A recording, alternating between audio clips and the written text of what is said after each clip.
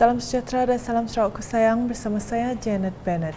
Tumpuan berita, Naib Chancellor Universiti Malaysia Sarawak UNIMAS Profesor Datuk Dr. Muhammad Kadim Suhaidi telah mengadakan kunjungan hormat ke atas Tuan Yang Terutama TYT yang di-Pertuan Negeri Tun Pehin Seri Abdul Taib Mahmud di kediamannya di Demak Jaya pada Khamis. Kunjungan tersebut adalah bertujuan bagi menjemput Yang di-Pertuan Negeri ke Majlis Convocations UNIMAS ke-25 pada 14 Februari depan. Terdahulu Yang di-Pertuan Negeri turut menerima kunjungan hormat serta lawatan perpisahan daripada Pesuruhjaya Polis Sarawak Dato' Aidi Ismail yang akan dilantik menjadi Pengarah Jabatan Pencegah Jenayah dan Keselamatan Komuniti JPJKK Bukit Aman Berkuat Kuasa 22 Februari depan.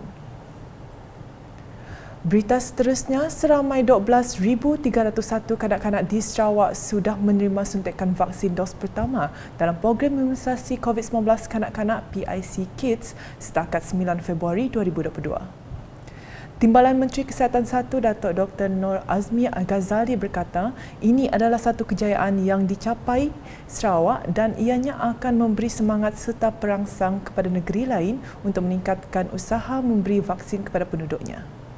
Kita belum habis lagi, tapi Sarawak adalah negeri yang ke hadapan dalam negara hari ini. Malah pencapaian di GKV pun adalah 46%, sedangkan Sarawak sudah melonjak 41%. Saya dipahamkan Datuk Seri semalam peningkatan negara ini 40% adalah datang daripada negeri Sarawak. Jadi ini sangat-sangat memberi semangat kepada negeri-negeri lain dan juga memberi perangsang pada yang lain. Beliau berkata demikian semasa ditemui media selepas melakukan lawatan kerjanya di Pusat Pemberian Vaksin Kanak-kanak di Klinik Kesihatan Batu Kawah pada Khamis. Dalam pada itu, beliau juga memaklumkan Kementerian Kesihatan Malaysia KKM menyasarkan 70% daripada populasi kanak-kanak berusia 5 hingga 11 tahun di negara ini yang layak mendapatkan dos pertama vaksin COVID-19 dalam tempoh 2 bulan ini. Jelasnya lagi, Jawatankuasa Bertindak Imunisasi COVID-19 Kanak-kanak CITFC akan berusaha memperkasa PIC Kids di Pusat Pemberian Vaksin PPV di sekolah selewat-lewatnya 14 Februari ini. Sebab apa hari ini kita memfokus kepada PPV sekolah yang saya akan buat satu PS, satu press statement lagi esok setelah CITFC akan bermesyuarat esok pagi. Tentang PPV sekolah yang kita akan mulakan di seluruh negara selewat-lewatnya 14 hari bulan. Tapi Sarawak telah mendahului. Ini. Sementara itu, Timbalan Ketua Menteri Datuk Seri Dr. Sim Kui Hian berkata, PICK dan PIC Kit telah berjaya dilancarkan dengan kerjasama dan semangat daripada pelbagai pihak dan masyarakat. Beliau yang juga ahli Dewan Undangan Negeri Adun Batu Kawah mengucapkan terima kasih kepada Jabatan Pendidikan Sarawak dan Jabatan Kesihatan Sarawak di atas kerjasama yang erat di dalam PIC Kids untuk membantu pihak Kementerian Kesihatan Malaysia KKM memerangi jangkitan COVID-19. And I want to thank the Jabatan Kesihatan, Jabatan Pendidikan. As the most important is the KKM, YBKJ, Dr. Azmi, for really working very closely with Sarawak government and we do whatever we can, because we know that vaccination is a very key component in our war against COVID-19 in living with the virus. We need to do that. Sementara itu, menerusi tinjauan wartawan Unit Komunikasi Awam Sarawak UKAS, Firdaus Matrang di Pusat Pemberian Vaksin PPV Batu Kawah ada laporannya. Rata-rata ibu bapa dan penjaga serta kanak-kanak menyambut baik pelaksanaan PIC Kit dalam usaha mencegah penularan jangkitan COVID-19.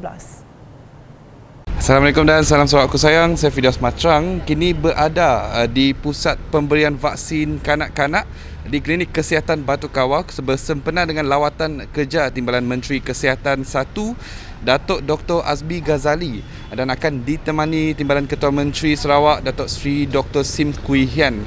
Dalam tinjauan saya pada hari ini, rata-rata orang ramai memuji proses pendaftaran dan proses pemberian vaksin di sini membawa anak mereka menjalani vaksinasi COVID-19.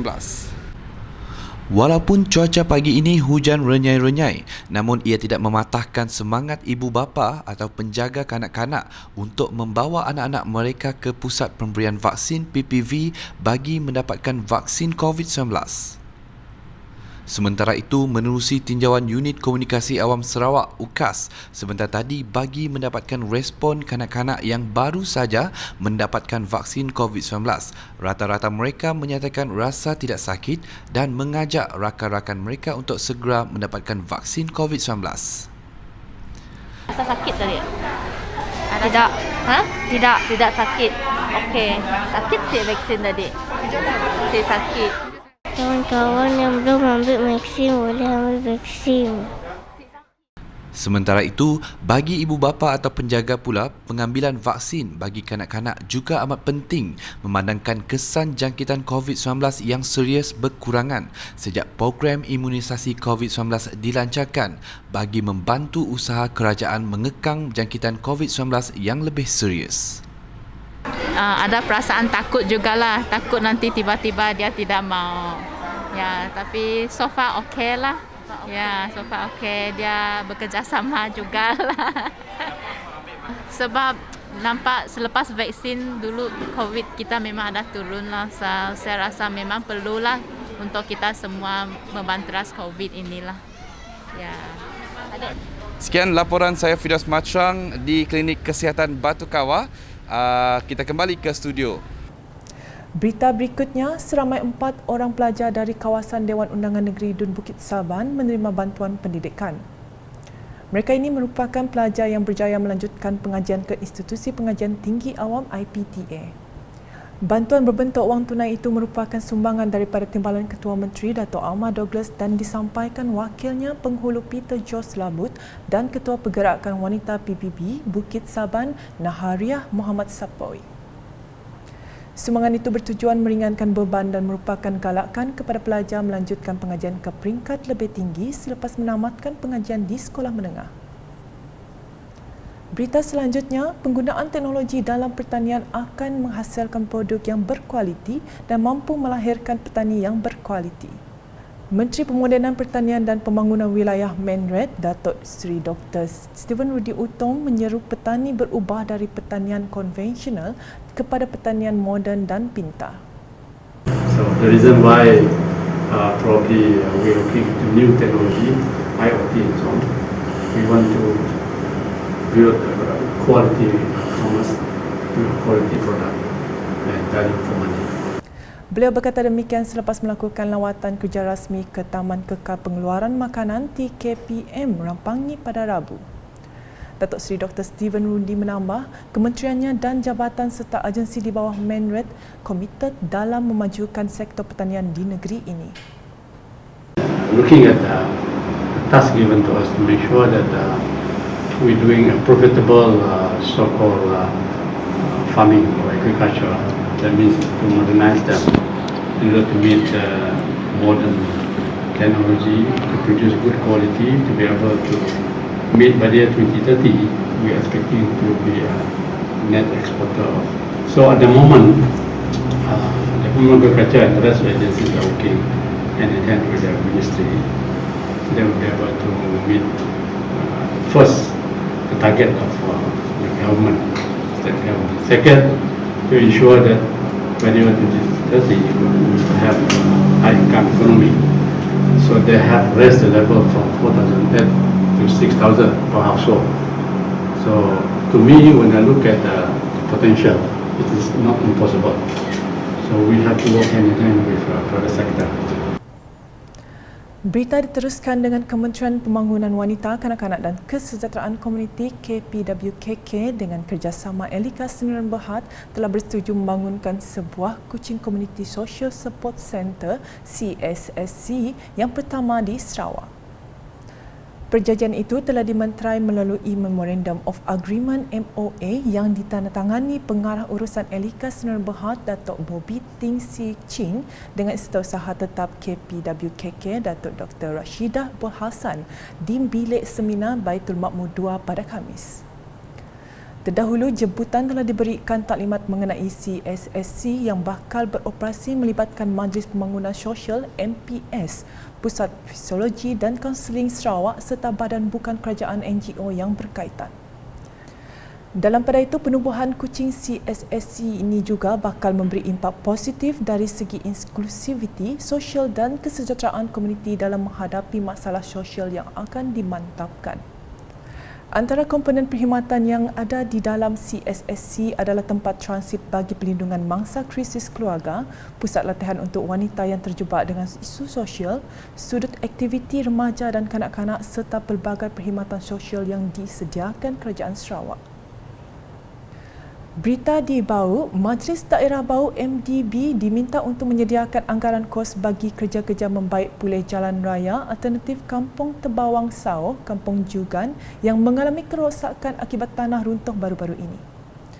Menteri Muda Pengangkutan 2 merangkap Ahli Dewan Undangan Negeri Adun Tasik Biru, Datuk Henry Harry Jineb bersama dengan Ahli Dewan Undangan Negeri Adun Opa, Billy Sujang turun padang bagi meninjau lokasi tersebut pada Selasa. Menurutnya, MDB diminta membuat permohonan kerja-kerja baik pulih kepada Jawatankuasa Pengurusan Bencana Negeri JPBN Sarawak. Tambah beliau, penduduk kampung berkenaan diminta bersabar sebelum kerja-kerja membaik pulih dilaksanakan. Berita selanjutnya, seramai 110 orang pelatih lelaki telah mendaftarkan diri bagi mengikuti kursus sijil kebombaan di Akademi Bomba dan Penyelamat Malaysia Wilayah Sarawak pada Isnin. Komandannya Azhar Dris memberitahu sepanjang proses pendaftaran tersebut diadakan, pelatih telah menjalani ujian swab COVID-19 di Hospital Bau dan kemudiannya diikuti ujian saringan air kencing yang dikendalikan Agensi Anti Dadah Kebangsaan AADK di akademi tersebut. Dan Alhamdulillah semuanya dalam keadaan selamat, semua negatif, dan sebentar tadi telah diadakan ujian saringan air kencing yang telah dilaksanakan oleh Agensi Anti Dadah Kebangsaan, dan kita harap semuanya dalam keadaan okey. Dan sepanjang, untuk makluman bersama juga, sepanjang mereka berkursus di sini bermula pada hari ini sehinggalah dijangka insyaAllah kalau tidak ada halangan pada 14 bulan Julai 2022 nanti mereka akan menjalani beberapa modul-modul yang telah disusun atur oleh pihak kita. Tambahnya, kesemua pelatih datangnya daripada seluruh Sarawak yang terdiri daripada pelbagai agama dan kaum, sambil menambah hanya pelatih lelaki sahaja yang menjalani kursus kebombaan di Akademi Bomba dan Penyelamat Malaysia Wilayah Sarawak. Sekian edisi malam bersama saya, Janet Bennett. Berita lebih lanjut boleh didapati di semua platform media sosial UKAS termasuk portal ukas.sarawak.gov.my dan UKAS Channel di YouTube. Salam UKAS.